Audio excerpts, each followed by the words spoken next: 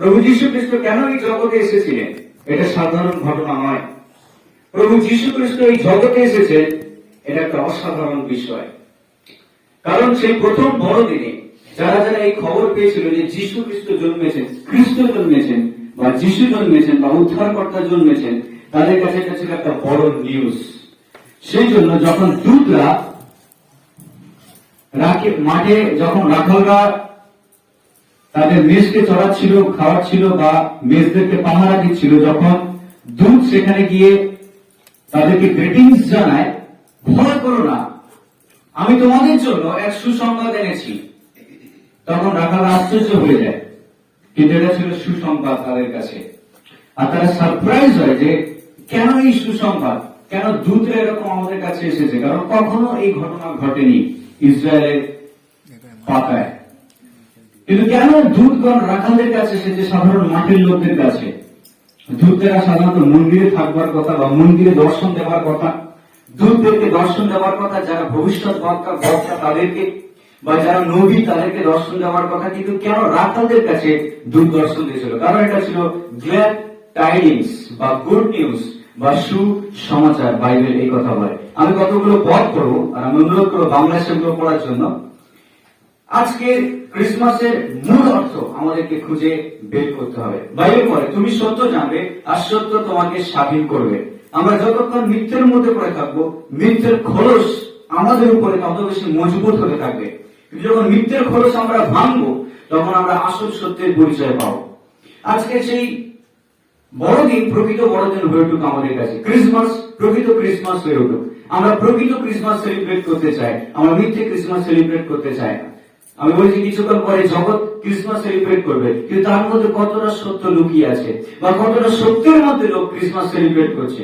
আজকে আমরা বসে আছি, জগৎ আমাদেরকে না ঠকাক, শয়তান আমাদেরকে না ঠকিয়ে দিক, কিংবা এই জগতে যে অভিলাষ আমাদের মধ্য দিয়ে কার্য না করে যাক, কিন্তু আমরা যেন সত্যকে জানতে পারি, তবে সত্য আমাদেরকে স্বাধীন করবে।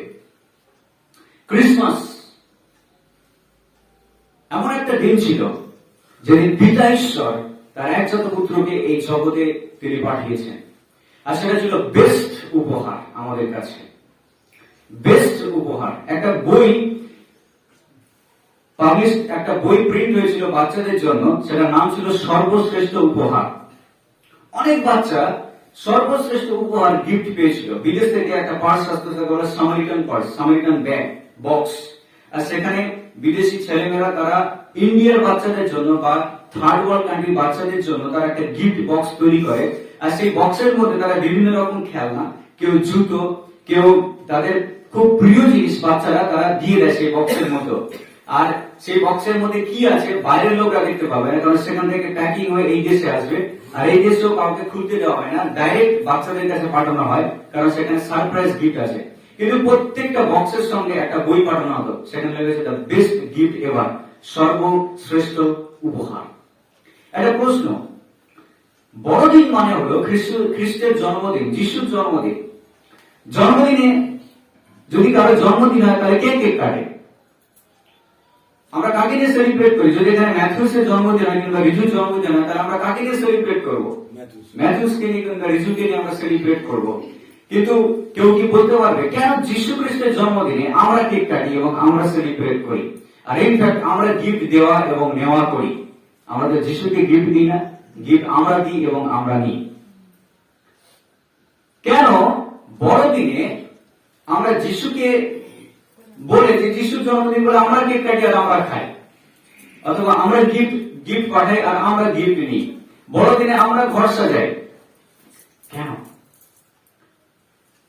যেমন আমি বললাম, প্রভু যীশু খ্রিস্ট এই পৃথিবীতে এসেছেন, আর এটাই হলো সর্বশ্রেষ্ঠ উপহার।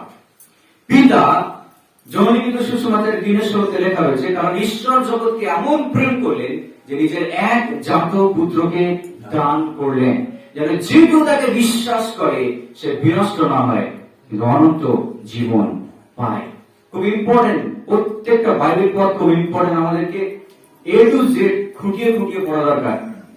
এখানে বলছে ঈশ্বর জগৎকে এমন প্রেম করলেন যে নিজের এক জাত পুত্রকে তিনি দান করলেন। হি হ্যাজ গিফটেড, তিনি উপহার হিসেবে দিলেন তার একজাত পুত্রকে, আর সেই উপহার সর্বশ্রেষ্ঠ উপহার।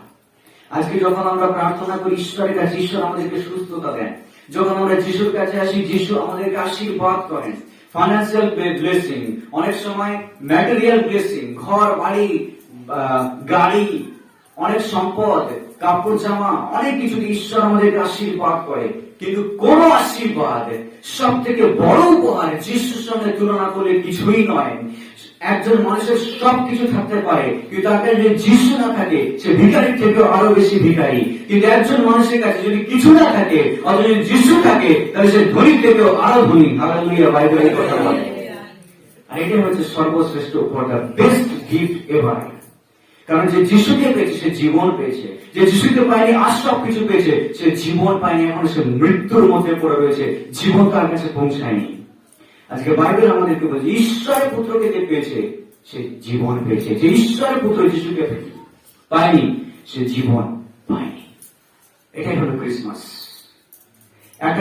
একটা ড্রামা, একটা স্কিট আমাদের বাচ্চা করেছিল। আমি তখন পঞ্চমগ্রামে এই ক্রিসমাসের ডিসেম্বরের শুরুতে একটা প্রোগ্রাম হয়েছিল, যেখানে 500-র মতো লোক গ্যাদারিং করেছিল। একটা ক্রিসমাস প্রোগ্রাম আমরা করেছিলাম, আর সেখানে সব হিন্দু লোকরা সেখানে গ্যাদারিং করেছিল। আর সেই ক্রিসমাস প্রোগ্রামে আমাদের ছোট ছোট বাচ্চারা একটা স্কিট করেছিল, একটা ড্রামা। আর সেই ড্রামার মধ্যে যে ঈশ্বর আমাদেরকে সর্বশ্রেষ্ঠ উপহার দিয়েছেন এর উপরে।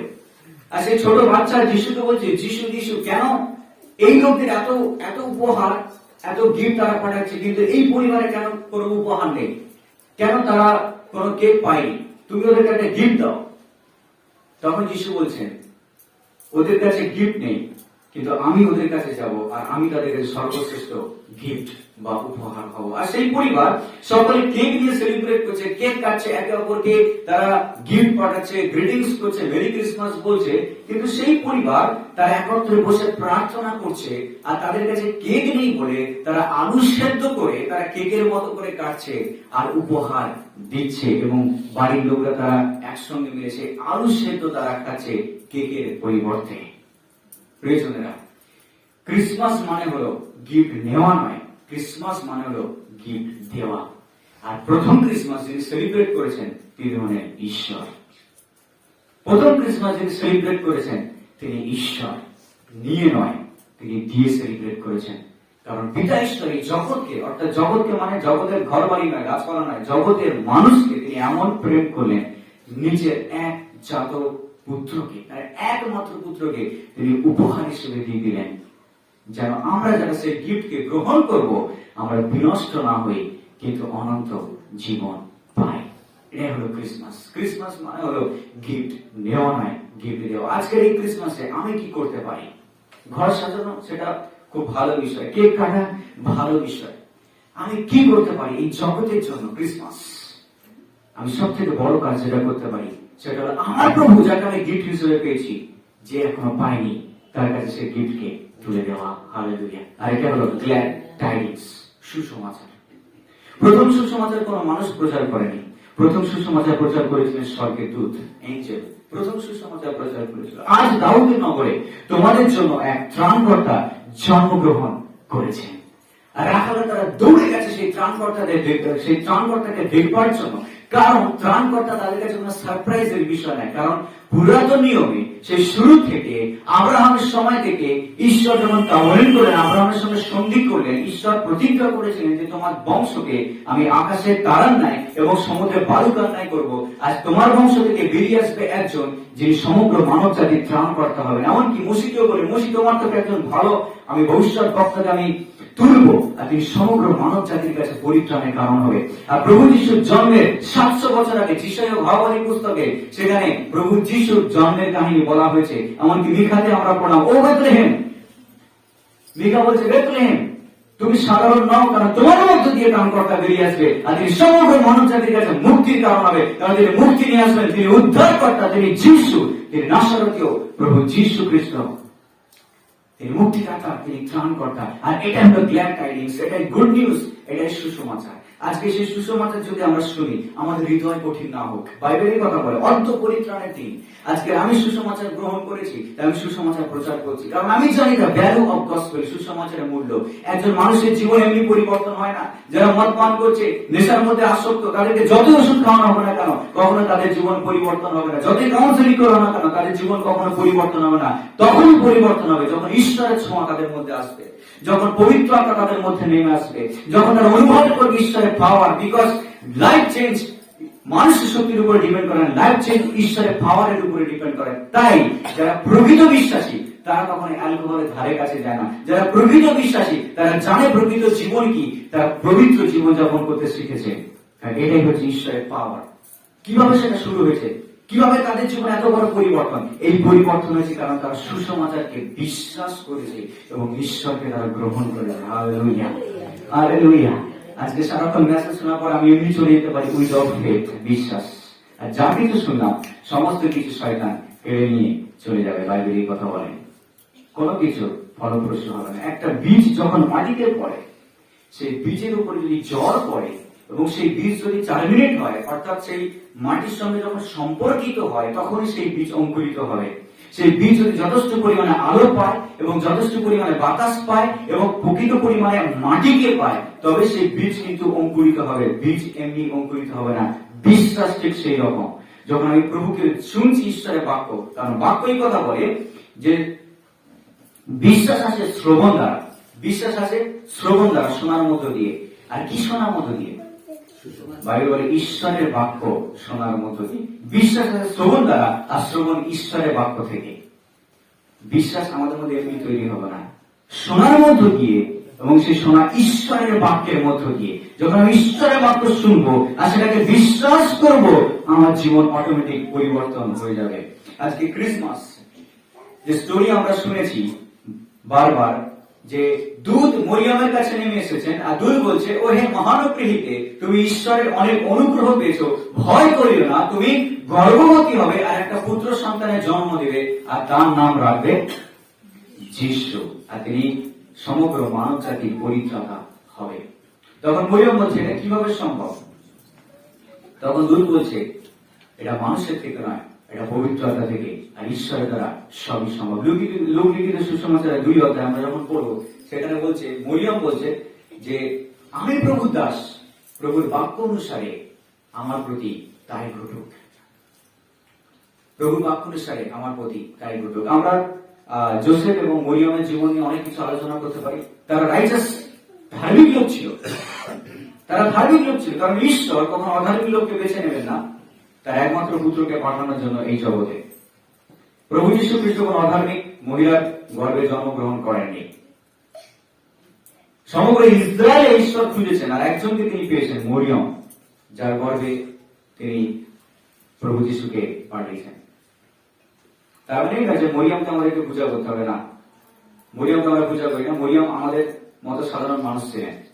মরিয়ম 17-18 বছরের তিনি মহিলা ছিলেন, কিন্তু ঈশ্বর সেই গর্ভকে বেছে নিয়েছেন তার একমাত্র পুত্রকে পাঠানোর জন্য। আর থ্রু আউট আমরা যদি ক্রিসমাসের ঘটনা আমরা পড়ি, আমরা দেখব যে মরিয়মের মধ্যে যে ক্যারেক্টার, আনব্লেমিশ, মরিয়মের মধ্যে যে ক্যারেক্টার ছিল, সেই ক্যারেক্টার সত্যি প্রশংসার মতো। কারণ মরিয়ম এমন একজন মহিলা, এত হ্যারাসমেন্টের পরেও একবারও তার স্বামীর প্রতি, বাবা মার প্রতি, পরিবারের প্রতি একবারও কমপ্লেন জানায়নি। সর্বদাই তিনি বলেছেন, আমি প্রভুর দাসী, প্রভুর বাক্য অনুসারে আমার প্রতি তাই হোক। আর ইনফ্যাক্ট যোসেফ জানবার পরেও যে মরিয়ম গর্ভবতী, বিবাহ হওয়ার আগে, অর্থাৎ বাগদত্তা হয়েছে কিন্তু বিবাহ হওয়ার আগে এবং একসঙ্গে আসবার আগে মরিয়ম গর্ভবতী, এবং তখনকার দিনে নিয়ম অনুসারে যারা ব্যভিচারে ধরা পড়বে বা বিবাহের আগে গর্ভবতী হয়েছে যদি জানতে পারে সমাজ, তবে সেই সমাজ তাদেরকে বাইরে টেনে নিয়ে যাবে এবং সেই মহিলাকে হোক অথবা পুরুষকে যে ব্যভিচারে ধরা পড়েছে তাকে হোক পাথর ছুঁড়ে মেরে ফেলবার আইন এবং নিয়ম ছিল মুসলিম নিয়ম অনুসারে। যোসেফ জানবার পরেও যোসেফ মনে মনে স্থির করলো যে সিক্রেটলি গোপনে মরিয়মকে ত্যাগ করবে, যেন মরিয়মকে কেউ আঘাত না করে। তখন দূত এসে বলছে, যোসেফ, এটা ঈশ্বর থেকে, ভয় করো না, ঈশ্বর তোমাকে যা বলছেন তুমি তাই করো। আর যোসেফ মরিয়মকে গ্রহণ করলো।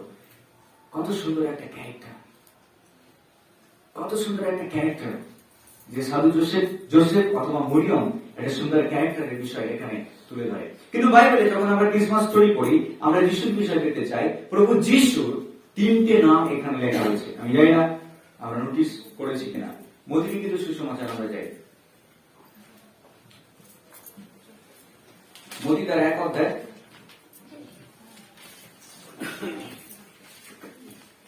মতি 1 অধ্যায় 17 পদ, কেউ বলবে বাংলায়?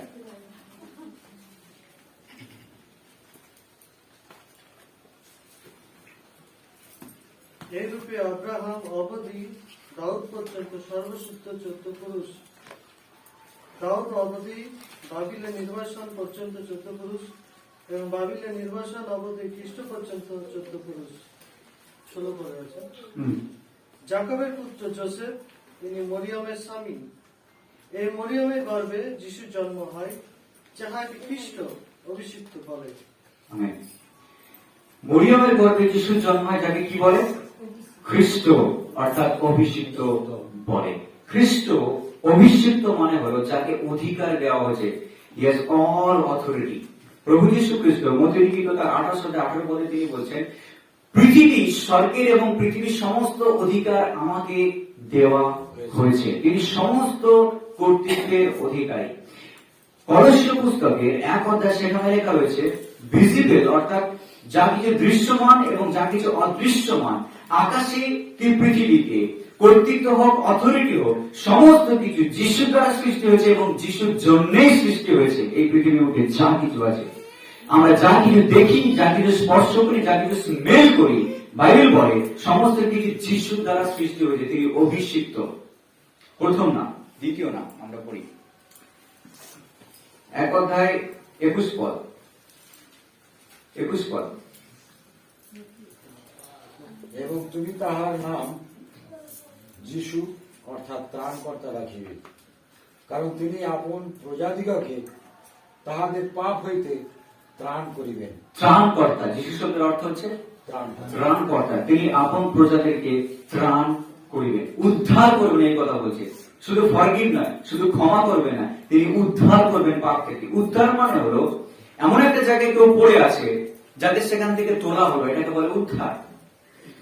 উদ্ধার করা মানে হলো সে সেখান থেকে নিজে বেরোতে পারবে না, তাকে কাউকে বের করতে হবে। যদি না তাকে বের করে, সে সেখানেই শেষ হয়ে যাবে। আর এটাই হচ্ছে উদ্ধার। যিশু খ্রিস্ট তিনি ত্রাণকর্তা হয়ে জগতে নেমে এসেছেন, তাই তাকে বলা হয় যিশু, উদ্ধারকর্তা, ইয়েশুয়া, ইয়েসুস গ্রিকে। আর সেই যিশুকে তিনি ত্রাণকর্তা হয়ে পৃথিবীতে এসেছেন, অর্থাৎ তিনি সমগ্র মানব জাতিকে মুক্তি করবেন, উদ্ধার করবেন। তিনি তাদেরকে নতুন জীবন দেবেন, পাপ থেকে রক্ষা করবেন, তাদেরকে তিনি নতুন করে তৈরি করবেন। সেই জন্য বলা হয়েছে তাকে যিশু। এবং তৃতীয় নাম 23 পদ, 1 অধ্যায় 23 পদ। দেখো, সেই কন্যা গর্ভবতী হইবে এবং পুত্র প্রসব করিবে, আর তাহার নাম রাখা যাইবে ইম্মানুয়েল। আর তার নাম রাখা যাবে, তার মানে বাংলা অনুবাদ করিলে ইহার অর্থ আমাদের সহিত ঈশ্বর। আমাদের সহিত, হালেলুয়া, আমাদের সহিত ঈশ্বর, ইম্মানুয়েল। যিশুকে বলা হয়েছে কি? ইম্মানুয়েল। তিনি প্রথম খ্রিস্ট, মসীহ। তিনি প্রথম মসীহ, তিনি যিশু, তিনি ইম্মানুয়েল। মনে পড়ে 3 পণ্ডিত যখন এসেছিল, সরি বাইবেলে আমরা 3 পণ্ডিত বলে থাকি, বাট ওখানে 3 পণ্ডিতের কথা বদলে এখানে বাইবেলে পণ্ডিতরা এসেছিল, কিন্তু 3 জন উপহার নিয়ে এসেছিল এবং সেই 3টি উপহার যিশুকে দেওয়া হয়েছিল। কি কি উপহার দেওয়া হয়েছিল? স্বর্ণ, কুন্দরু আর গন্ধরাস। স্বর্ণ, আমরা জানি কেন স্বর্ণ দেওয়া হয়েছিল যিশুকে। আমি জানি না 3 পণ্ডিত যখন এসেছিল তারা কি দেখে, তারা কি অধ্যয়ন করে এসেছিল, কিন্তু ঈশ্বর তাদেরকে রিভিল করেছিলেন, প্রকাশ করেছিলেন যে দাউদের নগরে একটা উদ্ধারকর্তার জন্মগ্রহণ হবে, আর তিনি রাজা। তারা জানতো যে যিশু জন্মাচ্ছে, যার জন্মানোর কথা এবং যার স্টার, যার তারা আমরা দেখছি, তিনি রাজা, জগতের রাজা। তিনি একমাত্র রাজা যিনি জগৎকে শাসন করবেন। আর সেই 3 পণ্ডিত বলা হয় প্রাচ্যের 3 পণ্ডিত, তার পূর্ব দেশ থেকে এসেছিল, অর্থাৎ ইসরায়েলের পূর্ব দিকে হলে আমাদের এই দিককার লোক। আজ তারা গিয়েছিল, সেই পণ্ডিতরা গিয়েছিল এবং 3 জন স্বর্ণ, কুন্দরু আর গন্ধরাস যিশুকে উপহার দিয়েছিল স্বর্ণ। সোনা সবসময় রাজাকে চিহ্নিত করে। প্রভু যিশু হলেন রাজা, তিনি মসীহ। কুন্দুরু, কুন্দুরুটা কি? কুন্দুরু হচ্ছে ধূপ। এটা এখনকার ধূপের মতো নয়, সে ধূপ অন্যরকম ধূপ। আর সেই ধূপ যিশুকে উপহার দেওয়া হয়েছিল, কারণ তিনি যিশু। তিনি পৃথিবীতে মানুষ হয়ে নেমে এসেছেন আমাদের জন্য, প্রাণ দেওয়ার জন্য। আর তৃতীয়, তাকে দেওয়া হয়েছিল গন্ধরস উপহার। তিনি ইম্মানুয়েল, আমাদের সঙ্গে বসবাস করেছেন এবং আমাদের জন্য তিনি মৃত্যুর প্রিপারেশন নিচ্ছিলেন। যীশু খ্রিস্ট এই পৃথিবীতে এসেছিলেন যেন নিজের প্রাণ তিনি দিতে পারেন, যেন তার প্রাণ দেওয়ার মধ্য দিয়ে আমরা জীবন খুঁজে পাই। যিহুদীদের নিয়ম অনুসারে যখন কেউ মারা যেত, তাদেরকে গন্ধরস অর্থাৎ সেই আতর তাদেরকে মাখানো হতো কবরপ্রাপ্ত করানোর আগে। তো প্রভু যিশুর 3টে নাম এখানে লেখা রয়েছে। আবার লূক 2 অধ্যায়ে আমরা চলে যাই, সেখানে 10 পদে এই কথা বলছে যে তোমাদের জন্য আজকে আমি সুসংবাদ নিয়ে এসেছি, আর এই সুসংবাদ সমগ্র মানব জাতির জন্য হবে। আজকে যীশু খ্রিস্ট এই পৃথিবীতে আসবার কারণ শুধু ইসরায়েল জাতির লোকরা নয়। প্রভু যীশু খ্রিস্ট পৃথিবীতে এসেছেন প্রত্যেকটা মানব জাতির জন্য। প্রত্যেকটা মানব জাতি মানে সেখানে শুধু ইসরায়েল জাতির লোকরা নয়, সেখানে আরবীয়রা রয়েছে, ইউরোপীয়রা রয়েছে, আমেরিকানরা রয়েছে, ভারতীয়রা রয়েছে এবং এশিয়া মহাদেশের প্রত্যেকটা মানুষ এর মধ্যে অন্তর্ভুক্ত। যে তিনি প্রত্যেকটা মানুষের জন্য এসেছেন, শুধু ভারতবর্ষের লোকদের জন্য নয় কিংবা ইসরায়েলের জন্য নয়, তিনি প্রত্যেকটা মানুষের জন্য এই পৃথিবীতে এসেছিলেন। প্রভু যিশুর জন্ম ছিল বিশেষ। আজকে প্রভু যিশুর জন্ম যখন আমরা পালন করছি, আমাদেরকে মনে রাখতে হবে যে যিশু এসেছিলেন যেন আমাদের জন্য তার জীবনকে দিতে পারেন। বাইবেল বলেন তিনি এসেছেন আর আমাদের জন্য তার জীবন দিয়েছেন, যেন তার জীবন দেওয়ার মধ্য দিয়ে আমরা বাঁচতে পারি। আমরা পাপের মধ্যে পড়েছিলাম, কিন্তু যীশু খ্রিস্ট আমাদের হয়ে সেই পাপকে তিনি ক্রুশের উপরে তুলে নিয়েছেন। তিনি জন্মেছিলেন যেন আমাদের জন্য তিনি কি করতে পারেন? মরতে পারেন। যিশু জন্মেছিলেন যেন আমাদের জন্য তিনি মরতে পারেন। যিশাইও তিনি ভবিষ্যৎবাণী করেছেন যে আমাদের জন্য একজন জন্মগ্রহণ হবে, তিনি খ্রিস্ট। দেখো আমাদের জন্য এক পুত্র সন্তান জন্মগ্রহণ করেছেন। তিনি সনাতন পিতা, শান্তিরাজ, পরাক্রমী ঈশ্বর। তার রাজত্বের কখনো শেষ হবে না, তার স্কন্ধে থাকবে রাজত্বের ভার। তিনি একদিকে প্রফেসি করছেন যে আমাদের জন্য এক সন্তান জন্মগ্রহণ করবে, আবার 53 অধ্যায়ে তিনি প্রফেসি করছেন তিনি আমাদের জন্য মৃত্যুবরণ করবেন। খ্রিস্ট জন্মেছেন এই পৃথিবীতে রাজত্ব করার জন্য নয়। ইহুদি জাতির লোকরা ভেবেছিল যে যীশু খ্রিস্ট এসে তাদেরকে ফরেন যে রুল চলছিল সেই ফরেন রুলের হাত থেকে তাদেরকে বাঁচাবে, রোমীয়দের শাসন থেকে তাদেরকে রক্ষা করবেন। কিন্তু যিশু এই পৃথিবীতে রাজত্ব করতে আসেনি। তিনি বলছেন যে পাখিরও বাসা আছে আর শিয়ালেরও গর্ত আছে, কিন্তু আমার মাথা গুঁজবার কোনো জায়গা নেই। যিশুর মাথা গুঁজবার কোনো জায়গা ছিল না। তিনি রাজাদের রাজা, প্রভুদের প্রভু, কিন্তু তিনি জন্মগ্রহণ করেছেন গোয়াল ঘরে গরু, ছাগল, ভেড়া, উটের সঙ্গে। কেন? কেন তিনি গোয়াল ঘরকে বেছে নিয়েছেন? ঈশ্বর কি পারতেন না তার পুত্রকে তিনি মিরাকুলাসলি এত আশ্চর্যজনক ভাবে কুমারীর গর্ভে পাঠিয়েছেন? তিনি পারতেন একটা রাজপ্রাসাদের ব্যবস্থা করে রাখতে, তিনি পারতেন। কিন্তু কেন ঈশ্বর অর্থাৎ পিতা ঈশ্বর কেন তার পুত্রকে গোয়াল ঘরে পাঠালেন? তার উত্তর বাইবেল দেয়। ফিলিপিও তার 2 অধ্যায় আমরা করি। ফিলিপিও 2 অধ্যায় কি বলছে?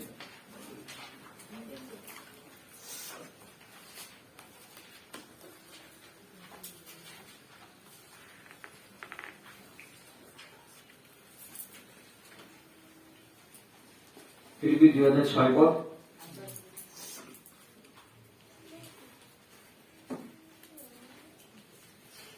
ঈশ্বরের সর্ববিশিষ্ট থাকিতে তিনি ঈশ্বরের সহিত সমান থাকা ধরিয়া লইবার বিষয়ে জ্ঞান করিলেন না, কিন্তু আপনাকে শূন্য করিলেন, দাসের রূপ ধারণ করিলেন, মনুষ্যদের সাদৃশ্যে জন্মিলেন এবং আকারে প্রকারে মনুষ্যবৎ প্রত্যক্ষ হইয়া আপনাকে অবনত করিলেন, মৃত্যু পর্যন্ত, এমনকি ক্রুশীয় মৃত্যু পর্যন্ত আজ্ঞাবহ হইলেন।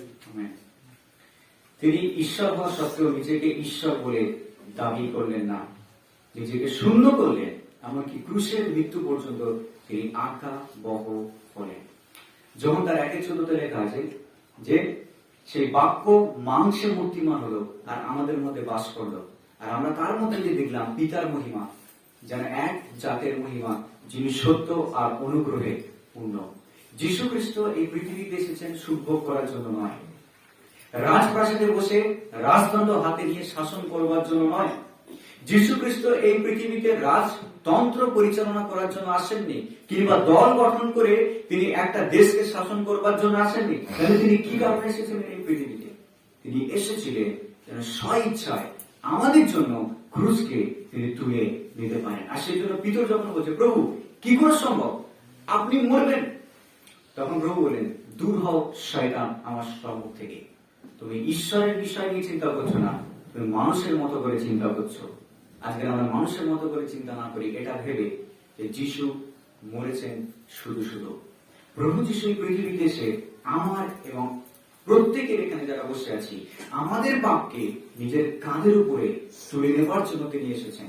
তিনি জন্মেছেন মানুষ হয়ে, যেন তিনি আবার মৃত্যু থেকে জীবিত হয়ে প্রমাণ করতে পারেন যে তিনি ঈশ্বর।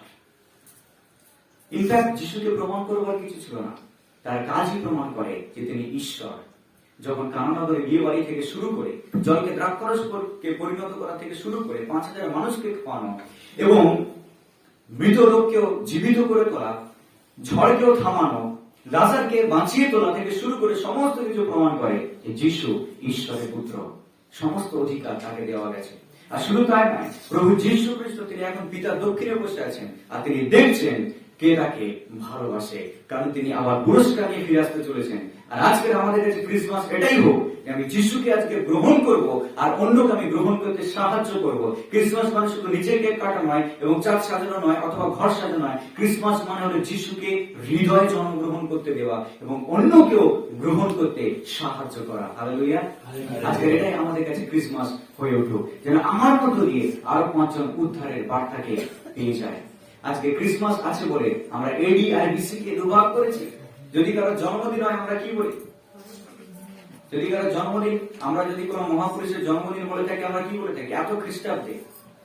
বা যদি বিসি হয়ে থাকে বিফোর ক্রাইস্ট, এত বিসিতে বা এত খ্রিস্টাব্দে আমরা বলে থাকি। এমনকি আমাদের ক্যালেন্ডারও দুভাগে ভাগ করা হয়েছে, বিফোর ক্রাইস্ট খ্রিস্টপূর্বাব্দ এবং খ্রিস্টাব্দে ভাগ করা হয়েছে।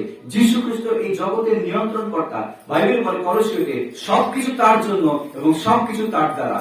আর যদি আজকে আমাদের ক্রিসমাস তার জন্য না হয়, তাহলে আমরা ব্যর্থ হয়ে ক্রিসমাস পালন করছি। আর আমাদের ক্রিসমাস ব্যর্থ না হোক, যেন আমরা প্রথমত নিজেরা প্রভুকে গ্রহণ করতে পারি আর অন্যকে গ্রহণ করতে সাহায্য করতে পারি। কারণ বাইবেল বলে এরপরে তিনি মেঘরথে আসবেন, এমন কোন চোখ নেই যা তাকে দেখবে না, আর এমন কোন জীব নেই যা হাঁটু গেড়ে স্বীকার করবে না যে যিশুই ঈশ্বরের পুত্র, তিনি একমাত্র ঈশ্বর। হালেলুয়া। আজকে আমরা যারা বসে আছি আমরা এখনই ধন্য, কারণ আমরা এখনই প্রভুকে প্রভু বলে স্বীকার করি, মুক্তিদাতা বলে গ্রহণ করেছি, আর তাকেই আমরা প্রচার করি এবং তাকেই আমরা বিশ্বাস করি, যিনি মৃতদের মধ্য দিয়ে জীবিত হয়ে উঠেছেন আর যিনি যুগে যুগে চিরকাল জীবিত আছেন। হালেলুয়া। প্রকাশিত বাক্য বলছে তিনি আলফা এবং তিনি ওমেগা, তিনি আদি এবং তিনি অন্ত, আর অন্য কেউ নেই। যিনি এই জগৎকে নিয়ন্ত্রণ করছেন তার দু হাতে, সেই প্রভু যীশু খ্রিস্টের সকল গৌরব আর মহিমা হোক। আজকে আমাদের ক্রিসমাস মিনিংফুল হয়ে উঠুক, যখন আমি অন্যকেও সাহায্য করব যিশুর কাছে আসতে, গ্রহণ করতে আর বলতে প্রভুই আমার ঈশ্বর। হালেলুয়া।